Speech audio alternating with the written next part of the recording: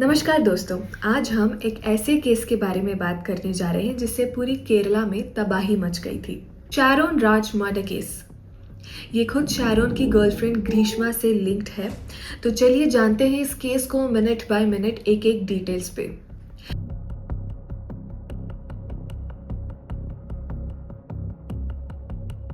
तो नए व्यूअर्स, मैं आपको स्वागत करती हूँ and let's start with Sharon Raj. वो एक 31 साल का एक रेडियोलॉजी स्टूडेंट था, पाराशाला केरला के पास। बड़ा ही हंसमुख, बहुत ही टैलेंट। 2021 के आसपास उसकी मुलाकात होती है ग्रीष्मा से। ग्रीष्मा 21-22 साल पद्मनाभपुरम कॉलेज में लिटरेचर स्टूडेंट थी। 2021 में दोनों का रिलेशनशिप शुरू होता है। जो भी उनके आसपास थे, उनको देखते थे, उन लोगों को लगता था कि ये बहुत ही ट्रू लव है, बड़ा ही सच्चा प्यार है। लेकिन जो आगे होता है उससे सारी दुनिया शॉक में आ जाती है। अक्टूबर 2021 में इनका रिलेशनशिप स्टार्ट होता है और मार्च 2022 में ग्रीष्मा एक दूसरे सोल्जर के साथ उसकी एंगेजमेंट हो जाती है। तो सब यही सोच रहे थे कि कुछ महीनों के रिलेशनशिप के बाद इनका ब्रेकअप हो चुका है और सब कुछ बिल्कुल क्लियर है।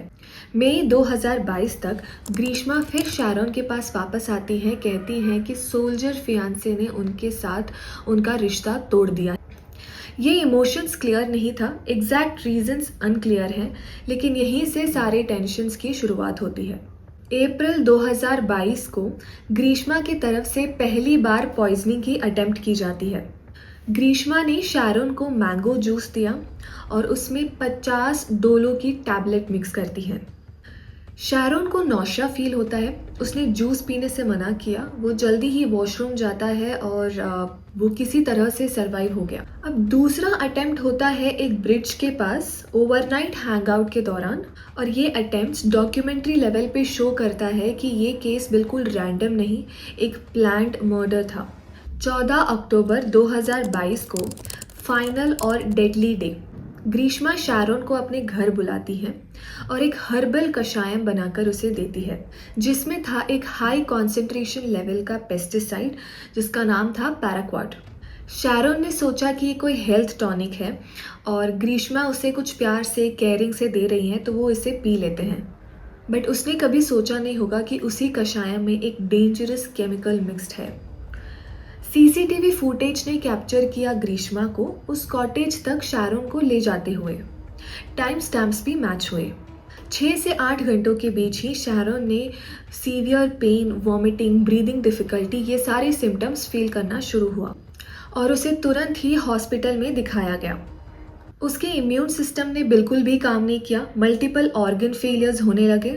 शारोन आईसीयू में फाइट करता रहा, लेकिन 25 अक्टूबर 2022 को अनफॉर्चुनेटली वो बच नहीं सका।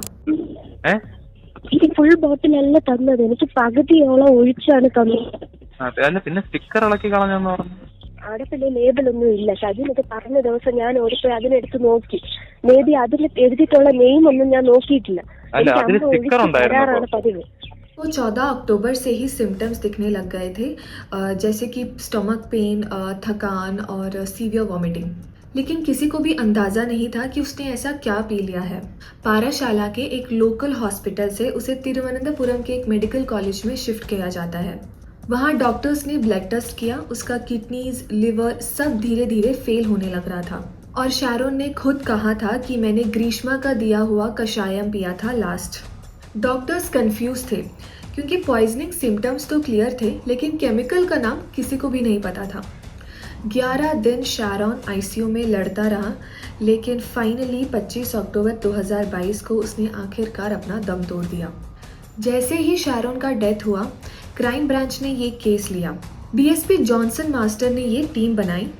उन्होंने पहला काम किया ग्रीष्मा से पूछताछ।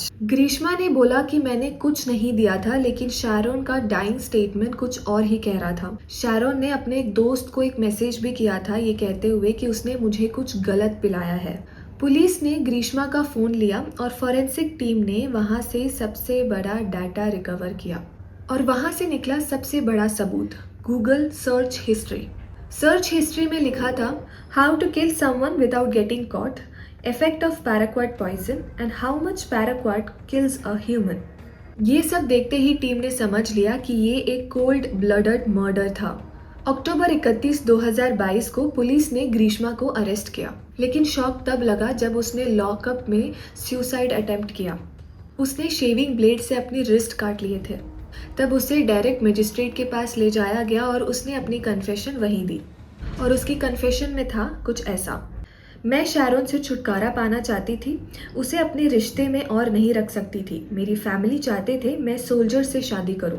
ग्रीष्मा ने ये एक्सेप्ट किया कि पैराक्वाइड पेस्टिसाइड उसने खुद अपने अंकल के थ्रू मंगवाया था और शैरोन के लिए एक कषायम में मिक्स किया। उस कन्फेशन के बाद उसकी माँ और उसके अंकल से दोनों से पूछताछ हुई। माँ ने कहा कि उसे कुछ नहीं पता था, लेकिन अंकल ने एविडेंस छुपाने की कोशिश की थी। अंकल ने एम्प्टी पेस्टिसाइड की बोतल छुपाकर नदी में फेंकने की कोशिश की और ये चीज़ एक सीसीटीवी में भी कैप्चर हो जाता है।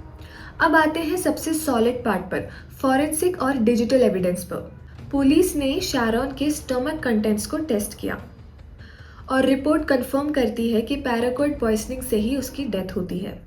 फोन चैट्स रिकवर होते हैं शैरोन और ग्रीष्मा के बीच के। एक चैट में तो शैरोन ने क्लियरली उसे बोला था कि तुम एक दिन मुझे मार ही दोगी। पुलिस ने करीब 95 विटनेसेस के स्टेटमेंट्स लिए हैं। 331 डॉक्यूमेंट्स और 51 फिजिकल सबूत कोर्ट में पेश किए गए हैं। सबूतों में था पॉइजन बॉटल का लेबल, ग्रीष्मा का confession statement, phone dump, CCTV footage और शैरोन का डाइंग डिक्लेरेशन। सबूतों के बेस पर ग्रीष्मा के खिलाफ चार्जेस फ्रेम हुए। आईपीसी 302 मर्डर, आईपीसी 328 पॉइजन देना और IPC 364 kidnapping, IPC 203 false information देना। अंकल पर आईपीसी 201 सबूत छुपाना। माँ के अगेंस्ट भी इनिशियली चार्जेस लगे थे, लेकिन सबूत न होने की वजह से वो कोर्ट से छूट जाती हैं। तो ये था ग्रीष्मा का प्लान, शैरोन की मौत और पुलिस की एक ज़बरदस्त इन्वेस्टिगेशन। शैरोन राज के साथ जो हुआ वो सिर्फ एक इंसान की नहीं, एक इंसानियत का भी कत्ल था। प्यार, विश्वास और रिश्ते जब एक साजिश बन जाता है तो नतीजा हमेशा खौफनाक होता है। मेरी यही कोशिश रहती है कि मैं आप तक सच, सबूत और एक इंसाफ की कहानी ला सकूं, बिना कोई सेंसेशनलिज्म के, सिर्फ सच्चाई के साथ। अगर आप भी चाहते हो कि आप तक हर एक रियल लाइफ क्राइम स्टोरी पूरी ईमानदारी से पहुंचे, तो चैनल को सब्सक्राइब ज़रूर करिए। बेल आइकन दबाना ना भूलें ताकि हर एक केस की सच्चाई आप तक सबसे पहले पहुंचे। एक सब्सक्राइब एक आवाज़ है इंसाफ के लिए।